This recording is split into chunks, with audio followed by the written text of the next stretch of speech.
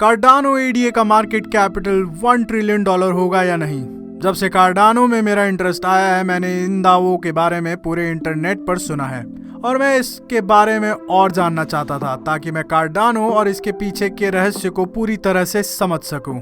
इसलिए मैंने क्या किया, मैंने कार्डानो पर सबसे कॉम्प्रिहेंसिव रिसोर्सेज को एक साथ रखा और समझा कि ये क्या है और ये क्या बन सकता है और इसका क्या हासिल करने का एम है। और अगर ये सबसे इंफॉर्मेटिव वीडियो नहीं है जो आपने कार्डानो पर देखी है तो मैं इस वीडियो के अंत में आपके पूरे पैसे वापस कर दूंगा। अच्छी बात यह है कि मैं आपसे कुछ चार्ज नहीं कर रहा हूँ, लेकिन मैं गारंटी देता हूँ कि ये सबसे अच्छा वीडियो होगा जो आपने कार्डानो पर देखा होगा। मुझे पता है कि ये बड़ी बात है, तो टाइम वेस्ट करे बिना इसके बारे में जानते हैं। मैंने सोचा क्यों ना मैं कार्डानो की सभी चीजों के लिए कॉम्प्रिहेंसिव फ्लो चार्ट बना दूं ताकि जब इसके बारे में बात करेंगे तो आप विजुलाइज कर सकेंगे कि एग्जैक्टली क्या हो रहा है। एक बात जो मुझे इस फ्लो चार्ट के बारे में परेशान कर रही थी कि ये मुझे टाइटल का फॉन्ट बड़ा नहीं करने दे रहा था और ये सच में मेरा दिमाग खराब कर रही है कि ये बाकी के टेक्स्ट जैसा फॉन्ट है। मैं इस वीडियो के बाद में पक्का रोने वाला हूँ। एनीवे, इसमें कार्डानो के बारे में सब कुछ शामिल है कि आखिर कार्डानो क्या है, कार्डानो का क्या गोल्स हैं। मैं आपको प्रूफ ऑफ स्टेक समझाऊंगा और बताऊंगा कि इसके बारे में मैं क्या सोचता हूं और क्या ये पोटेंशियली $1 ट्रिलियन तक पहुंच सकता है। तो चलिए बस आगे बढ़ते हैं और देखते हैं ये क्या है। इसके साथ शुरुआत करते हैं। ये एक जनरल ओवरव्यू है कि कार्डानो क्या है। बेसिकली ये इथीरियम बनने की कोशिश कर रहा है, लेकिन उससे बेहतर है। तो आप बिटकॉइन को डिजिटल गोल्ड और इथीरियम को डिजिटल कैश की तरह सोच सकते हैं और कार्डानो एडीए स्पेशली अभी सबसे अच्छा डिजिटल कैश बनने की कोशिश कर रहा है। वो उस वक्त के लिए रुक रहे हैं जब इथीरियम को उसकी करंट गैस फीस जैसी चीजों के लिए कुछ बैकलैश मिलना शुरू होगा और उनकी टेक के साथ और शिकायतें आने लगेगी। इसलिए वो इस समय एक तरह से तैयार हैं इस अपॉर्चुनिस्टिक समय में जहां हमें कुछ बड़े बदलाव देखने को मिल सकते हैं। अब मैं ये नहीं कह रहा कि मैं इथीरियम का फैन नहीं हूँ। मेरे पास इथीरियम और कार्डानो एडीए दोनों हैं, इसलिए मैं दोनों पर कॉन्फिडेंट हूँ, लेकिन वो एक दूसरे के साथ कम्पीट कर रहे हैं। हम इस बारे में और गहराई से जानेंगे कि क्या इन दोनों के जीतने की गुंजाइश है। तो Cardano proof of stake consensus mechanism का इस्तेमाल करता है। आप इसकी तुलना प्रूफ ऑफ वर्क से कर सकते हैं जो कि बिटकॉइन जैसा कुछ है, जहां आपको माइनर्स की जरूरत होती है ट्रांजैक्शंस, कॉम्प्लिकेटेड ट्रांजैक्शंस को प्रोसेस करने के लिए ताकि परमिशन मिल सके लेजर को अपडेट करने की और उन ट्रांजैक्शंस को फर्दर प्रोसेस करने की। प्रूफ ऑफ स्टेक एक पूरी तरह से अलग कॉन्सेप्ट है और सच में ये क्रिप्टो करेंसी 2.0 की तरह है। ये ऐसा करने का स्मार्टर, बेहतर तरीका है। इनका फोकस है हाई सिक्योरिटी, स्केलेबिलिटी, कम ट्रांजैक्शन फीस और इंटरऑपरेबिलिटी पर, जो कि अलग अलग क्रिप्टो के बीच कम्युनिकेशंस का तरीका है, जो बहुत जरूरी है क्योंकि अभी हमारे पास एक तरीके से डम सिस्टम है। ऐसा लग सकता है कि ये क्रिप्टो बहुत ज्यादा स्मार्ट और बहुत ज्यादा कंफ्यूजिंग है। ये सच में काफी ज्यादा कंफ्यूजिंग है, लेकिन ये इसलिए डम है क्योंकि ये एक दूसरे के साथ कम्युनिकेट नहीं करते हैं। अभी ये कुछ ऐसा है, मान लीजिए कि आपके पास गूगल और अमेजॉन जैसी वेबसाइट्स हैं। दोनों ही अपने आप में महान हैं, लेकिन अगर वे कम्युनिकेट नहीं कर सकते एक दूसरे से तो क्या फायदा। मतलब अगर आप गूगल पर जाकर अमेज़न पर नहीं पहुंच सकते तो इसका कोई मतलब नहीं होगा। मुझे नहीं पता कि ये एक अच्छा एग्जाम्पल है या नहीं, लेकिन ऐसा ही कुछ फील होता है कि क्रिप्टो करेंसीज के साथ। इसलिए इंटरऑपरेबिलिटी बहुत मायने रखती है। इसके अलावा वे साइंटिफिक मेथड पर बहुत ज्यादा ध्यान देते हैं। यकीनन ये सबसे अच्छा मेथड है। दूसरे नंबर पे विम होफ है। इसलिए जो कुछ भी वे करते हैं, जितने भी चेंजेस वो करते हैं, वो सभी पीयर रिव्यूड होते हैं और इन चेंजेस को करने से पहले वो साइंटिफिक अप्रोचेस का इस्तेमाल करते हैं ये सुनिश्चित करने के लिए कि साइंटिफिक स्तर पर सब कुछ समझ आ रहा है। और मैं इसे अप्रिशिएट करता हूँ कि वो सबसे अच्छे फैसले करने पर कितना ज्यादा ध्यान देते हैं। ऐसा लगता है कि ये हर चीज के लिए जो अप्रोचेस अपनाते हैं वो बेहद स्मार्ट होती हैं। स्मार्ट कॉन्ट्रैक्ट्स पर भी इनका काफी ध्यान है, जिसके बारे में हम बाद में कुछ और बात करेंगे। तो चलिए अब कार्डानो एडीए के गोल्स के बारे में बात करते हैं, जो यकीनन इस पूरी प्रेजेंटेशन का सबसे जरूरी पहलू है। इसलिए हम इस पर कुछ समय बिताने जा रहे हैं। अब मैं कुछ हाईलाइट करना चाहता हूँ। क्रिप्टो में हर एक क्रिप्टो समस्या को हल करने की कोशिश करता है, या कम से कम इन्हें समस्या को हल करने की कोशिश करनी चाहिए, ना कि सिर्फ डॉलर साइज पर कॉइन को बढ़ाने के लिए। और इसी मेरिट पर आपको हर क्रिप्टो को जज करना चाहिए कि वो किस चीज़ के लिए इस्तेमाल होता है और ये किन समस्याओं को सुलझा सकता है। क्रिप्टो एक कंपनी में शेयर्स खरीदने की तरह बिल्कुल नहीं है, जहां शेयर खरीदने का आखिरी गोल उस कंपनी का आखिरी गोल अपने शेयर होल्डर्स के लिए रिटर्न जनरेट करने का है। सही में ये इनकी जुडिशियरी ड्यूटी है कि वो इनके लिए रिटर्न जनरेट करे। एक क्रिप्टो करेंसी की ये ड्यूटी नहीं होती, इसके ये ऑब्लिगेशंस नहीं है कि इनकी कीमत में ऊपर जाए। ये वैसे एक बहस का भी विषय है कि ये एक इन्वेस्टमेंट नहीं है, क्योंकि ये कैश प्रोड्यूस करने के लिए नहीं बने हैं, वो समस्याओं को सुलझाने के लिए बने हैं। और अगर वो किसी समस्या को किसी और की तुलना में बेहतर तरीके से हल करते हैं तो ऑफ कोर्स उनकी वैल्यू बढ़ेगी, क्योंकि ज्यादा लोग इसका इस्तेमाल करेंगे और ज्यादा लोग इसे खरीदेंगे। आपको ध्यान रखना होगा अपना इन्वेस्टमेंट पोर्टफोलियो बनाते टाइम कि ये बहुत स्पेक्यूलेटिव है और यूज केसेस को जज करना जरूरी है। हम देख सके अगला सबसे पॉपुलर मीम कॉइन जो पॉपुलैरिटी में बढ़ रहा है, लेकिन आप खुद से पूछना चाहते हैं और समझना भी चाहेंगे कि यूज केसेस क्या है। इसलिए कार्डानो एडीए के साथ 4 मेन गोल्स हैं। सबसे पहले मैं जिस बारे में बात करना चाहता हूं वो है हाई सिक्योरिटी, और अगर मैं पूरी ईमानदारी से बात करूं तो ये इसके मास्टर भी हैं। वो अपने Ouroboros proof of stake protocol का इस्तेमाल करते हैं और वे इसके प्रचार पहले provably secure proof of stake protocol के रूप में कर रहे हैं। अब इसका सच में क्या मतलब है, क्योंकि वो सबसे पहले प्रूफ ऑफ स्टेक प्रोटोकॉल नहीं है, लेकिन ये सबसे पहले प्रूवेबली सिक्योर है। तो ये दावा कर रहे हैं कि ये क्रिप्टोग्राफी कम्युनिटी में पहली पीयर रिव्यूड और एक्सेप्टेड सुरक्षित प्रूफ ऑफ स्टेक प्रोटोकॉल है। और आप सच में ओरोबोरोस मैकेनिज्म पे इनकी रिसर्च स्टडीज को पढ़ सकते हैं जानने के लिए कि ये कैसे काम करता है और ये सच में कैसे प्रूवेबली सिक्योर, अगर आप सच में इसे जानना चाहते हैं तो। हाँ, मगर ये सच में इनक्रेडिबली सुरक्षित है जब तक इसका 51% एक ही के पास नहीं है। मतलब जब तक कि एक ही एक्टर 51% से ज्यादा कॉइन्स के पूरे पूल का मालिक ना हो। अगर ऐसा है तो सिस्टम में बुरे एक्टर्स हो सकते हैं। हालांकि इसकी संभावना बहुत कम है, ना सिर्फ किसी एक पर्सन के लिए इतने सारे कॉइन्स का मालिक होने की संभावना कम है, क्योंकि इस पॉइंट पर इसकी वैल्यू $10 बिलियन से भी ज्यादा है। इसका साइकोलॉजिकल और इंसेंटिव वाइज भी कोई मतलब नहीं है, क्योंकि अगर इतने कॉइन्स का मालिक बनने का नेगेटिव इंसेंटिव है और आप एक बुरे एक्टर बन जाते हैं, क्योंकि अगर आपके पास इतने कॉइन हैं तो आप ढेर सारा पैसा कमा रहे होंगे, मगर अगर आप कोई बुरा कदम उठा लेते हैं तो आप सिर्फ अपने आप को चोट पहुंचा रहे होंगे। मेरा मतलब है ये ऐसा है जैसे आप और आपकी गर्लफ्रेंड एक कार शेयर करते हैं और आप उस पर गुस्सा थे, इसलिए आपने कार के सभी टायरों को फोड़ दिया। अब तुम्हारे पास कार नहीं है तो ये ऐसा है जैसे आप खुद को चोट पहुंचा रहे हो अगर किसी के पास पूरे स्टेकिंग पूल का 51% हिस्सा है तो।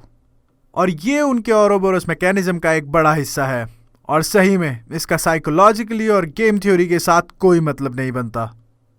वैसे ऐसा नहीं करने के लिए बहुत सारे रीजंस हैं, जैसे रिवर्स इंसेंटिव्स।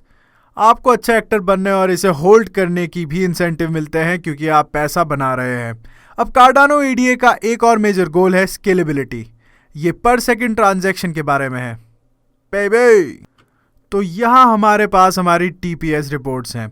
वैसे आमतौर पर क्रिप्टो करेंसीज का एक फंडामेंटल इशू है, वो है पर सेकंड ट्रांजैक्शंस, क्योंकि क्रिप्टो करेंसीज के पूरे पोटेंशियल तक पहुंचने के लिए हमें मौजूदा सिस्टम करंट मैकेनिज्म से बेहतर होना होगा, और अभी हम काफी दूर हैं। जैसा कि हम यहाँ देख सकते हैं, वीजा पर सेकंड 26,000 ट्रांजैक्शंस कर सकता है, बिटकॉइन 7 कर सकता है, इथेरियम 50 कर सकता है और कार्डानो पर सेकंड 7 से 50 ट्रांजैक्शंस कर सकता है। अब क्रिप्टो करेंसी के लिए वीजा के ट्रांजैक्शन के लेवल के आसपास होना भी इतना कठिन इसलिए है क्योंकि ये एक डिसेंट्रलाइज सिस्टम है। वीजा एक क्लोज सिस्टम है, इनके पास वहां सभी कंट्रोल्स हैं, वो चीजों को फ्रीज कर सकते हैं अगर उन्हें जरूरत हो, तो उनका सिस्टम पे पूरा कंट्रोल है। अब मगर क्रिप्टो करेंसीज जो कि ओपन सिस्टम में हैं और यहाँ बहुत ज्यादा डेटा की जरूरत है, इसलिए और भी प्रॉब्लम्स हैं। अब कार्डानो पर सेकंड 7 से 50 ट्रांजैक्शंस कर सकता है, लेकिन यहाँ मैं एक बात बोलना चाहूंगा। यू नो व्हाट, मुझे लगता है मैं इसे ऐसे डिजाइन बना के शो करूंगा, तो मैं डिजाइन बना देता हूं। मेरी ड्राइंग बेकार है।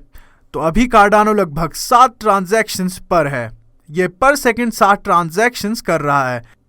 इसका कारण यह है कि उन्हें अभी इतना ही चाहिए, लेकिन उनके पास इसे लगभग 50 तक ले जाने और इथेरियम के लेवल के बराबर लाने की क्षमता है। लेकिन इसका एक्सपेंशन का प्लान काफी बड़ा है और ये भविष्य है। कार्डानो एडीए का पर सेकंड ट्रांजैक्शंस का भविष्य है हाइड्रा। इसे हाइड्रा कॉइन के साथ कंफ्यूज मत करना, ये पूरी तरह से अलग है। ये एक तरह से इनकी लेयर 2 ट्रांजैक्शंस की तरह है और ये तब होगा जब वो 1000 और पोटेंशियली थियोरेटिकली 1 मिलियन पर सेकंड ट्रांजैक्शन प्राप्त कर लेंगे। अब ऐसे लोग हैं जो कहेंगे आप जानते हैं ये अभी तक नहीं हुआ है, तो इस पे इतना भरोसा मत कीजिए। और मैं ज़्यादातर कंजर्वेटिव साइड पर रहता हूँ। जैसा कि आप जानते हैं कि मैं भविष्य की संभावनाओं को देखूंगा, लेकिन यह गारंटी नहीं देता कि ऐसा होने वाला है, स्पेशली 1 मिलियन ट्रांजैक्शंस पर, क्योंकि 1000 ज़्यादा रियलिस्टिक लगता है, 2500 भी रियलिस्टिक लगता है और ये भी हमें काफ़ी आगे ले जाएंगे जहां अभी हम हैं उससे। अब इस हाइड्रा सिस्टम के साथ सच में दिलचस्प बात यह है कि जैसे जैसे सिस्टम बड़ा हो जाता है ये लीनियरली बढ़ता जाता है, तो सिस्टम जितना बड़ा होगा उतना ही तेज होता जाएगा, जो बहुत बड़ी बात है और ये बात सेंस भी बनाती है। मगर ये कहना आसान है कि ऐसा सिस्टम बनाना जो जितना बड़ा हो उतना ही तेज भी हो, मगर ऐसा सिस्टम काफ़ी सेंस बनाएगा। बेसिकली ये ऐसा कर पाने के योग्य हाइड्रा लेयर्स और उसकी लेयर 2 की वजह से है। असलियत में ये बैंकिंग सिस्टम से सीख रहे हैं, क्योंकि बैंकिंग सिस्टम ट्रांजैक्शंस को गति देने के लिए लेयर्स का इस्तेमाल करते हैं। तो हम कुछ ऐसा सोच सकते हैं जैसे वायर ट्रांसफ़र काफ़ी धीमा है, एक बैंक से बैंक ट्रांसफ़र काफ़ी धीमा है, चेक लिखना काफ़ी धीमा है, लेकिन फिर यहाँ कुछ ऐसे सिस्टम है जो मौजूदा सिस्टम पर बनाए गए हैं, जैसे वेनमो जो एक इंस्टेंट ट्रांजैक्शन है। ये एक मौजूदा बैंकिंग लेयर के ऊपर बनी एक लेयर है और यही ये हाइड्रा सिस्टम करेगा और ड्रामेटिकली पर सेकंड ट्रांजैक्शंस में बढ़ावा लाएगा। ये एक बहुत ही एक्साइटिंग बदलाव है जिस पर अभी काम चल रहा है और ये लेयर्स के लिए एक बहुत ही इंटरेस्टिंग यूज केस है। कार्डानो बहुत ज़्यादा ध्यान दे रहा है बैंकिंग एरिया में जो अनडिजर्व्ड है उन पे काम करने का, और वे कार्डानो सिस्टम पर एक लेयर बना सकते हैं जो मान लो जैसे अफ्रीका में एक विदेशी सरकार को अलाउ करेगी कार्डानो के ऊपर उसका मॉनेटरी सिस्टम बनाने के लिए, ताकि वो कम डिसेंट्रलाइज सिस्टम बने जो कि बनना होगा कार्डानो के डिसेंट्रलाइज नेटवर्क के ऊपर। और इस तरह वो कुछ ऐसी चीज़ें कर पाएंगे जैसे लोगों को अपनी आईडी के साथ उनके नेशनल सिस्टम पर खुद को रजिस्टर करना होगा और फिर उनके पास बस इतना करके ऑटोमेटिकली एक डिजिटल बैंकिंग सिस्टम होगा जो सुरक्षित और डिसेंट्रलाइज्ड होगा। और ये एक बहुत बड़ी अपॉर्चुनिटी है, क्योंकि ये ऐसा है मानो वो पीटर थियल की किताब से सीख रहे हों, जहाँ वे कहते हैं कि बहुत छोटे नीश बाजार से शुरू करो और उस बाजार को डोमिनेट करो और फिर वहाँ से एक्सपैंड करो। और सच में ऐसा लगता है जैसे वो अंडर बैंक देशों के साथ ऐसा करने की कोशिश कर रहे हैं और ये देखना बहुत दिलचस्प होने वाला है कि आने वाले सालों में ये कैसे होता है।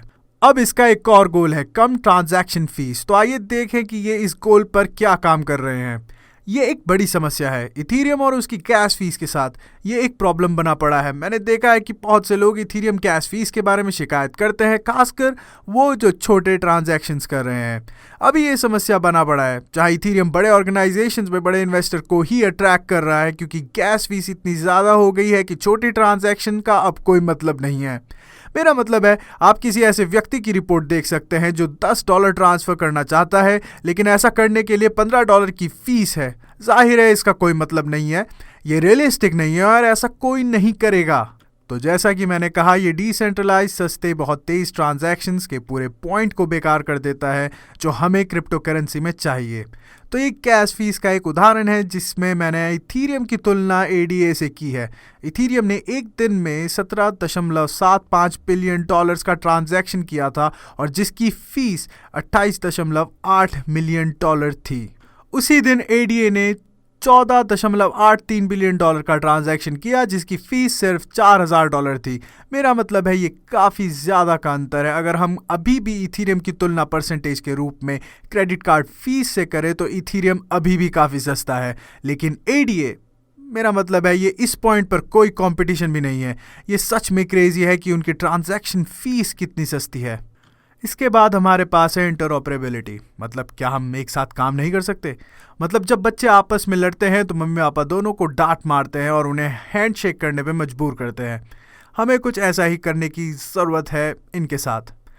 तो एडीए का शुरू से ही गोल रहा है इंटरऑपरेबिलिटी और क्रिप्टो करेंसीज को जोड़ने का।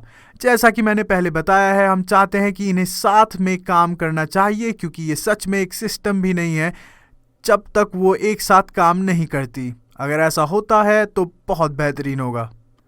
वैसे मैंने उन लोगों के लिए एक पेट्रियन पेज बनाया है जो मेरे काम को सपोर्ट करना चाहते हैं, जिसका लिंक डिस्क्रिप्शन में है। अगर आप इसे ज्वाइन करते हैं तो आपको एक्सेस मिलेगा, जहां मैं स्टॉक और क्रिप्टो दोनों के बाय अलर्ट्स देता हूं, जिससे आपका भी बेनिफिट होता है। साथ ही मैं और बढ़िया क्वालिटी वाले कंटेंट बनाने के लिए प्रेरित रहता हूं, क्योंकि मुझे ये काम करना अच्छा लगता है। लेकिन दुर्भाग्य से YouTube काफ़ी अनस्टेबल है।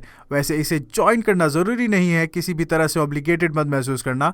मुझे लाइक और सब्सक्राइब पाके बहुत खुशी मिलती है, लेकिन हाँ, अगर आप इंटरेस्टेड हैं तो ज़रूर ज्वाइन करना। तो ये ADA का शुरू से ही गोल रहा है, इंटरऑपरेबिलिटी रखना। वैसे खुद ADA एक डेवलपमेंट फेस में है, इसलिए कहा जाए तो ये अभी बहुत नया है। अब ये एक और चीज़ पर काम कर रहे हैं, वो है साइड चेन्स, जो मूल रूप से ब्लॉक चेन्स के बीच एक कम्युनिकेशन है, जिसे साइड पीसेस के साथ कंफ्यूज नहीं किया जाना चाहिए। आजकल वैसे ADA और लाइटकॉइन के कनेक्शन होने की बात चल रही है, ताकि वे एक दूसरे के साथ कम्युनिकेट कर सकें और ट्रांसैक्ट कर सके एक दूसरे के साथ। इससे एक तरीके से प्रूफ ऑफ मेथड के रूप में हम देख सकते हैं। अब ऐसा होगा, ऐसा बिल्कुल होगा। शायद जल्द से जल्द एक दिन आएगा जब सभी क्रिप्टो करेंसी एक दूसरे से बात करेंगे। क्रिप्टो एक दूसरे से बात करने की क्षमता के बिना अपनी हाईएस्ट पोटेंशियल तक नहीं पहुंच सकते। चार्ल्स हॉकिंसन, जो ADA के निर्माता है, का कहना है कि अगले 3 से 5 सालों में ऐसा होने की संभावना है। वाईफाई मूवमेंट के साथ ऐसा उनका मानना है।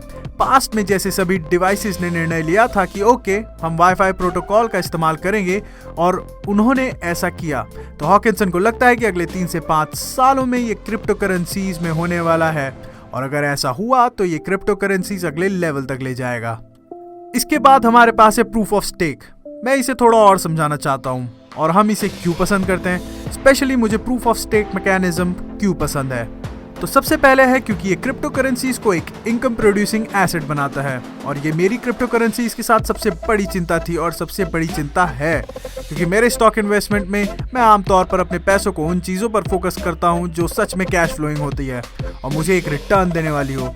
मगर क्रिप्टो करेंसीज के साथ आप सच में सिर्फ ये शर्त लगा रहे हैं कि कोई और उस क्रिप्टो करेंसी के लिए बाद में पैसे ज़्यादा देगा। मूल रूप से क्रिएटर फूल स्टोरी। लेकिन प्रूफ ऑफ स्टेक के साथ उस कॉइन को होल्ड करके आप सच में उस कॉइन को सिर्फ होल्ड करके आप पैसा कमा सकते हैं, क्योंकि आपका कॉइन सच में आपके लिए पूरे सिस्टम को चलाने में मदद करने के लिए काम कर रहा है। तो आप टाइम के साथ इन कॉइन्स की कीमत बढ़ने के साथ साथ इनके ऊपर कॉइन के रखे 6% इंटरेस्ट जैसा कुछ कमा सकते हैं, होपफुली। तो मुझे प्रूफ ऑफ स्टेक पसंद है क्योंकि ये प्रूफ ऑफ वर्क मैकेनिज्म से ज्यादा सुरक्षित है, जो कुछ ऐसा है जो बिटकॉइन यूज करता है, और ये ज्यादा एनवायरमेंट फ्रेंडली है। माइनिंग में बहुत ज्यादा एनर्जी और बहुत ज्यादा बिजली लगती है और इसमें बहुत सारी चिंताएं हैं माइनर्स के एनवायरमेंटल इम्पैक्ट से रिलेटेड, और प्रूफ ऑफ स्टेक इसे खत्म कर देता है लगभग 100%। आइए अब ADA के ऊपर मेरा क्या विचार है उसके बारे में बात करते हैं। सबसे पहले, क्या ये इथीरियम को हरा सकता है? प्रूफ ऑफ स्टेक मैकेनिज्म जहां अभी खड़ा है वहां इथीरियम को हरा रहा है, क्योंकि इथीरियम का प्रूफ ऑफ स्टेक मैकेनिज्म अभी तक इथीरियम 2.0 के सामने नहीं आया है। अब वो कहते रहते हैं कि ये जल्द ही सामने आने वाला है, लेकिन अगर आप ऑनलाइन चेक करते हैं तो बहुत सारे लोग हैं जो ये सोच रहे हैं कि ये शायद इतनी जल्दी बाहर नहीं आने वाला है जितनी जल्दी हम सोच रहे हैं। लेकिन इथीरियम के पास हेड स्टार्ट है। इथीरियम का नाम है और पहचान है, बिटकॉइन जितना नहीं, लेकिन इनके पास निश्चित रूप से हेड स्टार्ट है और ये सेम चीजें करने की कोशिश कर रहे हैं, इसलिए ये संभव है। Never say never. लेकिन ये एक आसान लड़ाई नहीं होने वाली है। इस पर बैट करना अभी भी अंडरडॉग पर बैट करने जैसा है। साथ ही यहाँ एक सवाल है जो आपको खुद से पूछने की जरूरत है, क्या इसे इथीरियम को हराने की भी जरूरत है? मेरी राय में इसे हराने की जरूरत नहीं है। मुझे लगता है कि यहाँ कोई विनर्स होने वाले हैं।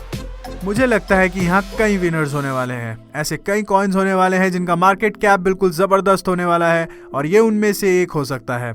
और विशेष रूप से जब एक बार इंटरऑपरेबिलिटी शुरू हो जाती है जहां वो एक दूसरे के साथ कम्युनिकेट कर सकेंगे, तो मेरी राय में यहाँ कई विनर्स होंगे।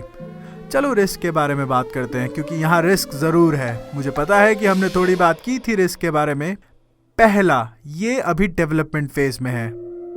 अभी भी बहुत सी चीजें हैं जिन पर अभी काम किया जा रहा है, और ये कब तक कंप्लीट होगा उसका कोई आइडिया नहीं है। नेक्स्ट, ये एक स्पेक्युलेटिव इन्वेस्टमेंट है। ये कीमत में ड्रामेटिकली नीचे जा सकती है और कीमत में ड्रामेटिकली बढ़ भी सकती है। तो अगर आप इसे खरीदते हैं तो आपको अपने को एक्सट्रीम वॉलेटिलिटी के लिए तैयार रखना होगा। अगर आप एक्सट्रीम वॉलेटिलिटी के साथ ठीक नहीं है तो आपको अपना पैसा कहीं और लगाना चाहिए। ये फाइनेंशियल सलाह नहीं, आप जो चाहे वो कर सकते हैं, मगर ये वॉलेटाइल होने वाला है। ये वॉलेटाइल होगा, इसमें उतार चढ़ाव होंगे। ऐसे दिन होंगे जब आप अपने पोर्टफोलियो को देखकर बिल्कुल नफरत करेंगे। ठीक है, 1 ट्रिलियन, क्या ऐसा हो सकता है? 1 ट्रिलियन डॉलर मार्केट कैपिटल। अब बिटकॉइन पहले ही ऐसा कर चुका है, इसलिए हम जानते हैं कि एक क्रिप्टो करेंसी के लिए ऐसा करना संभव है, जिसका मतलब है 31.19 डॉलर पर कॉइन, जो कि 23 गुना है जहां पे हम हैं अभी उससे। जाहिर है ये एक बड़ा इंक्रीज है। इसका मतलब है $1000 23,000 में बदल जाएगा, 10,000 2,30,000 में बदल जाएगा। अब मेरा मानना यह है कि अगले 3 से 5 सालों के अंदर ये पॉसिबल है, मगर मैं इतना भी श्योर नहीं हूँ। शायद इसके होने की संभावना 10 से 20% है। ये एक बहुत बुलिश आउटलुक है, ये कहना कि ये 1 ट्रिलियन मार्केट कैपिटल तक पहुंच जाएगा। लेकिन मुझे नहीं लगता कि ये सोचना गलत है कि 1 ट्रिलियन डॉलर मार्केट कैपिटल वाले 3 से 5 कॉइन हो सकते हैं अब से 3 से 5 साल बाद। और कार्डानो उस स्थान के लिए टॉप कंटेंडर्स में से एक लगता है। मैं आपको हाइप अप करके और आपको किसी तरह के स्काई हाई वैल्यूएशन पर विश्वास करने को मजबूर नहीं कर रहा हूँ। हम यहाँ आपको वो सारी जानकारी देने के लिए हैं जो आपको जानने की जरूरत है, जिससे आपको ये समझ में आ जाए कि ये सब सच में कैसे काम करता है, और फिर कुछ रियलिस्टिक सिनेरियोज जो हो सकते हैं। इसलिए मुझे लगता है कि ये संभव है, लेकिन ऐसा पक्का होगा मैं ये नहीं कह सकता। हम नहीं जानते, कोई भी नहीं जानता, यही सच है। 1 ट्रिलियन डॉलर का मार्केट कैपिटल सोने के मार्केट कैपिटल का लगभग 9% होगा। बहुत से लोग सोने के मार्केट कैपिटल का इस्तेमाल कर क्रिप्टो करेंसीज के लिए एक बेंचमार्क के रूप में करते हैं। मुझे नहीं पता कि ये एक अच्छा विचार भी है, क्योंकि मेरे दिमाग में ये बहुत अलग है। ये इतनी अलग चीजें हैं, बस मुझे नहीं पता कि ये एक अच्छी तुलना भी है, लेकिन बहुत से लोग तुलना के लिए इसका बहुत इस्तेमाल कर रहे हैं। और फिर एक अंतिम बात कि किसी भी परचेज के साथ सेफ रहें। मुझे बस ये कहना है कि सेफ कैश फ्लो वाले इन्वेस्टमेंट के साथ अपने पोर्टफोलियो बनाएं। ये स्पेक्यूलेटिव है, आप अपना सारा पैसा नहीं खोना चाहते, आप एक अच्छा सा नेस्ट एग चाहते हैं, और फिर शायद साइड में एक छोटी स्पेक्यूलेटिव बकेट। मैं हमेशा पहले बोरिंग करना पसंद करता हूँ। मैं अपने इन्वेस्टमेंट को उन बोरिंग चीज़ों में लगाता हूँ जिनके बारे में लोग नहीं चाहते कि मैं बात करूँ, और फिर मेरे पूरे पोर्टफोलियो के एक छोटे से परसेंटेज के साथ फन थिंग्स करता हूँ। और यहाँ एक इंटरेस्टिंग बात है, ADA अपनी वैल्यू का 50% खो सकता है और फिर भी साल में ऊपर रह सकता है। जो जल्दी ऊपर जाता है वो जल्दी नीचे भी आ सकता है। तो बस याद रखें कि इस बड़े उछाल के बाद किसी भी कीमत पर इसमें इन्वेस्ट करके आपको कुछ शॉर्ट टर्म बुरी खबर मिल सकती है, और आपको उसके लिए तैयार रहना होगा। और यहाँ कार्डानो ADA के बारे में वो सब कुछ समाप्त हो जाता है जो आपको जानने की ज़रूरत है। अगर आप उसी क्रिप्टो करेंसी एक्सचेंज का इस्तेमाल करना चाहते हैं जिसका मैं इस्तेमाल करना चाहता हूं, तो डिस्क्रिप्शन में KuCoin का लिंक देखें। ये एक अच्छा क्रिप्टो एक्सचेंज है। अगर आप उस लिंक का इस्तेमाल करते हैं तो आपको कुछ डिस्काउंटेड ट्रेडिंग फीस मिलेगी। मैं आपको वीडियो देखने के लिए धन्यवाद देना चाहता हूं। अगर आपने कुछ नया सीखा है और आपको ये पसंद आया तो लाइक और सब्सक्राइब जरूर करें। आशा है कि आपका दिन लाभदायक हो।